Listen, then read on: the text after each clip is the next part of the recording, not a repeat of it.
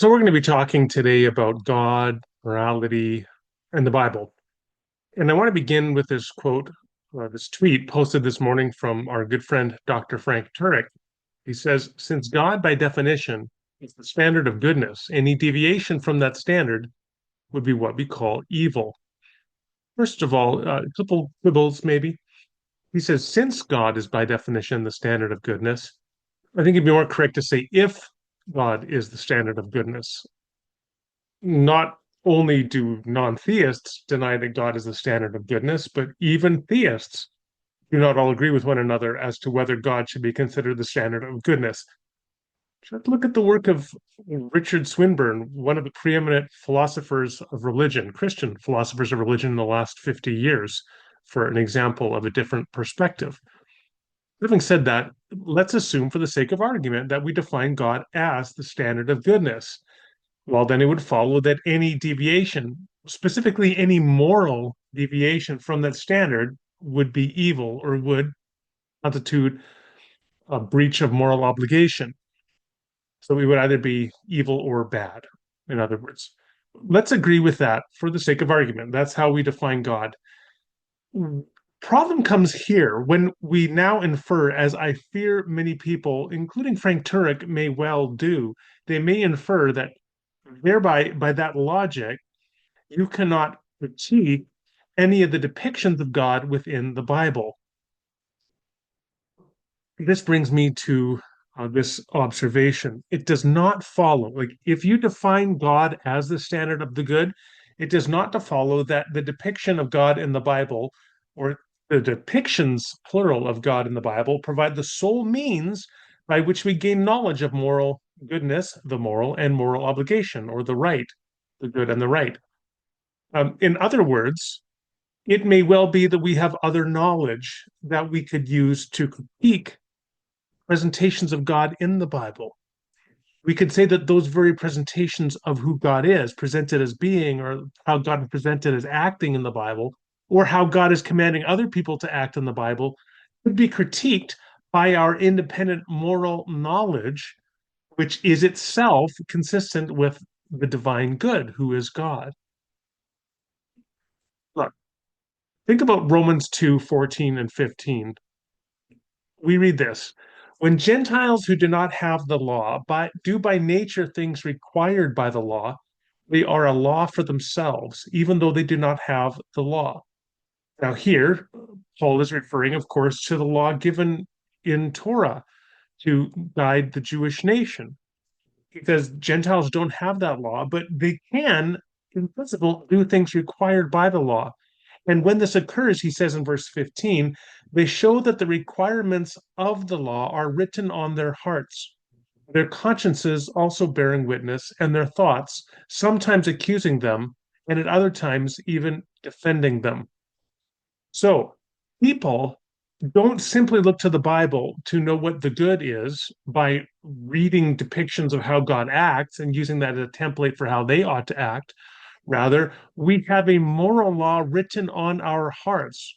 You can call that moral intuition or moral perception. It's not infallible, but of course, none of our knowledge of the world around us is infallible. We are fallible creatures. We see darkly as through a glass. Nonetheless, we do have a moral law written on the hearts, and that moral law provides essential information for us to navigate the world and make judgments about the world, including moral judgments, including judgments when we read the biblical text and read how God is depicted as acting within the biblical text.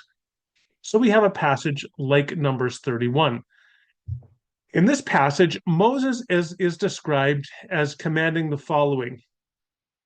Kill, in verse 17, it's talking about the Midianites. He says, kill all the boys, kill every woman who has slept with a man, but save for yourselves every girl who has never slept with a man. So this is a horrifying passage in which Moses commands God's people to kill men, women, and boys, and to keep girls for themselves. It's just been called sex slavery. I don't know if you want to, we could have a conversation about that, but at the very least, this is kidnapping. It's human kidnapping. It's kidnapping girls and then forcing them to be married out to Israelite soldiers who had just killed their families. If this occurred in any other context, you would say this is immoral. And one of the factors, the critical factor in you making a judgment about this being immoral, is not simply because you were enculturated to think it's immoral, which would just be a moral relativistic view. And it's not simply because you have some philosophical argument which would treat your knowledge of the immorality of these actions as properly non-basic and depending on some moral theory, you could recognize in an intuitive, primary, basic way that these actions described here are immoral. And thus Moses was immoral and wrong to command and to commend this kind of action. And you do that because you have that independent knowledge written on the heart. Same thing when we come to 1 Samuel 15, this passage I come to time and again, where God speaking um, through Samuel says, "Go attack the Amalekites and totally destroy all that belongs to them. Do not spare them, put to death men and women, children and infants, cattle and sheep, camels and donkeys." Now, this is what Saul, in fact, goes on to do. He kills, slaughters men, women, children, and infants, but he spares King Agag. So then at the end, Samuel takes Agag and says, "As your sword has made women childless, so your mother will be childless among women." And we read in the NIV that Samuel put Agag to death. But in fact, the King James Version is more accurate in its literal translation when it says that Samuel hewed Agag in pieces. In other words, he dismembered him. He cut him into small pieces. Didn't just kill him, he cut his body into multiple parts, like the preparation of a sacrifice. Now, if you had something again like this occurred where God is seeming through the prophet to commend the massacre of men, women, children, and infants, and to commend and approve of corpses being hewed into pieces as if for human sacrifice, you would unequivocally condemn that. And you would do so, again, based upon, at the very heart of it, not your cultural conditioning, not some moral theory you had developed, but because of your moral intuitions written on your heart. This gets really interesting when you come to a passage like Matthew 15, because in this case, we have Jesus, who surely is a model for us. But even when we look at Jesus, who is our preeminent moral model, we are still evaluating the actions of Jesus in accord with those same moral intuitions written on the heart. So we read him here interacting with a woman of Cana or the Canaanite woman. He pleads for Jesus to heal her daughter who is demon possessed and suffering. Verse 23, Jesus did not answer a word, so his disciples came and urged him, "Send her away, for she is crying out after us." He answered, "I was sent only to the lost sheep of Israel." The woman came and knelt before him. "Lord, help me," she said. So he is ignoring this outsider. He's ignoring her, even though she's desperate just for the healing of her child. And then he says in verse 26, shockingly, "It is not right to take the children's bread and toss it to the dogs." "Yes, it is, Lord," she said. "Even the dogs eat the crumbs that fall from their master's table." So Jesus refers to an ethnic group of outsiders, the people of Cana, as dogs. And that has the same insult as it does today when Donald Trump refers to people as dogs. Donald Trump likes to do that. I don't know if you noticed, but he'll say, "Yeah, he was beaten like a dog." And this is meant to be a very dehumanizing, insulting, contemptuous way of him referring to another human being. And we see here Jesus referring to an entire group, including this desperate mother, as dogs. And he's not even going to give them anything. But then after she answers in verse 27, Jesus says, "Woman, you have great faith. Your request is granted." So, what do you do with this passage where Jesus appears to be cruel, indifferent, and to use a slur to dismiss and otherize and deflect from the pleas of a desperate mother? It seems so out of character for Jesus.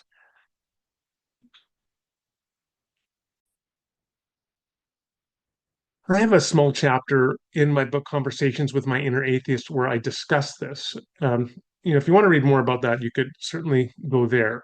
One of the points I think is really interesting here, however, is that Jesus, when she gives that clever response that even the dogs get the crumbs from the table, Jesus is not irritated or put out, which presumably he would be if, in fact, he did view her as a dog. Rather, he elevates her and says, "You have great faith," and he heals her child. And so I believe that what Jesus was doing here was a kind of test. And Jesus was adopting, for pedagogical purposes, the kind of othering rhetoric that was common among the people, including referring to Canaanites as dogs. And Jesus does the same thing, but he's echoing or mirroring those same dismissive, contemptuous attitudes to outsiders of his peers, knowing that this woman would respond in a way that would ennoble her and allow her, to be the vehicle to begin to break down the prejudices against her and her community. Now, a couple things to keep in mind. Where do I get that from as a reading? Why don't I just say Jesus had a bad day? He was just sometimes he's nasty. Well, there's different reasons. One reason is a theological reason, because I believe Jesus is the Son of God, and that becomes an a priori condition on the way I read the text. Let's all be aware of the fact that nobody comes to the text neutral. Nobody comes to the text without a presupposition. We all read the text with different presuppositions. And then when a text goes against our paradigm and our presuppositions, we either have to revise the paradigm and presuppositions or we revise our reading of the text. And so that's what's going on here, part of it. But the whole time, it is also informed by the moral law written on that heart from Romans 2:14 to 15. I know what goodness is. I know what cruelty is. I know what it is to have compassion, and that these are intrinsically good things. I believe Jesus modeled them and taught them. But I also, when I see Jesus seeming to deviate from that and be cold, cruel, callous, and to adopt a slur of othering rhetoric for a desperate mother, I'm going to look for another way to interpret that, not just because of my theological commitment, but also my red light is flashing for the moral intuitions that are always guiding how I read the text. To conclude, then, just to come back to the original tweet from Turek, even if you believe, and I don't disagree with the claim that on my Christian theistic framework, God should be understood as, in some sense, the moral good and the source of moral obligation. But that doesn't mean that the depictions of God or of his followers in the Bible provide the norming norm for all reasoning about morality. Rather, we have independent moral knowledge written on the heart, which we then bring to the text and into dialogical, critical reflection with the text as we read it and seek to understand it better.